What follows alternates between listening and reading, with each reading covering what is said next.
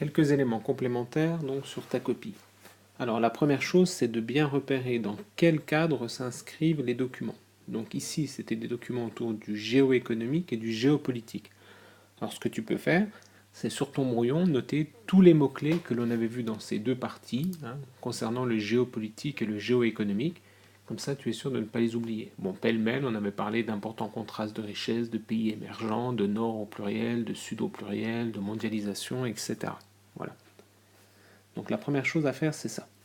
Ensuite, ce qu'il faut voir également dans ta copie, c'est lorsqu'il y a des idées, elles ne sont pas définies. Et on verra également que parfois, tu n'utilises pas le cours, c'est-à-dire que tu n'appuies pas ces idées par des éléments chiffrés du cours. Alors prenons quelques exemples.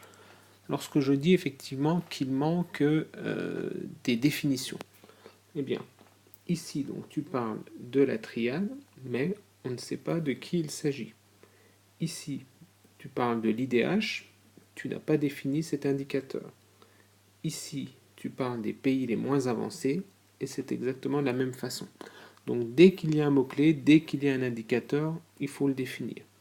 Alors, que signifie ensuite utiliser le cours? Si tu as défini ce que sont les PMA, et bien ensuite tu t'appuies sur le cours, et on avait vu effectivement que les PMA étaient des pays en marge. Donc voilà le genre d'idée effectivement que tu peux utiliser. Ne pas aller non plus trop vite sur les documents, puisque ici sur l'IDH, il y a 4 catégories qui sont résumées finalement en à peine 6 lignes. Alors prends le temps de les détailler, et quand tu regardes par exemple la carte sur l'Afrique, tu vois que sur l'Afrique, il y a plusieurs couleurs, donc ça t'amenait à une idée qu'on avait vue dans le cours, à savoir qu'il y avait des inégalités à toutes les échelles. Voilà. Autre chose également, ne pas oublier d'utiliser le document numéro 2, parce que dans ce document numéro 2, on parlait du PIB. Ce PIB, tu l'utilises, mais dans le début de ta deuxième partie. Et pareil, tu parles de PIB sans avoir défini ce que c'était. On peut remarquer également que tu parles du G8 sans qu'on sache effectivement à quoi ça correspond. Dans cette deuxième partie, tu vas en fait parler également des pays émergents, mais on n'a pas d'idée de critères, et toute l'argumentation se déroule autour, on pourrait dire, du parallèle entre BRICS et Triade, avec une idée contestable à la fin sur le fait qu'il serait à égalité, etc., etc. Mais surtout, le fait qu'il y ait aujourd'hui toujours la Triade et en plus les BRICS, ça doit amener à l'idée donc de la multipolarité, idée qu'on avait vue dans le cours. Cela peut également donc être l'occasion de définir le concept de puissance. Voilà.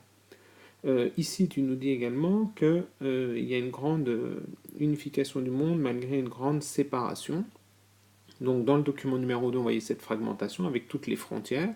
Donc là, il faut utiliser des informations du cours en disant effectivement qu'il y a à peu près 200 pays dans le monde que l'on apercevait ici à travers l'exemple des frontières. Voilà.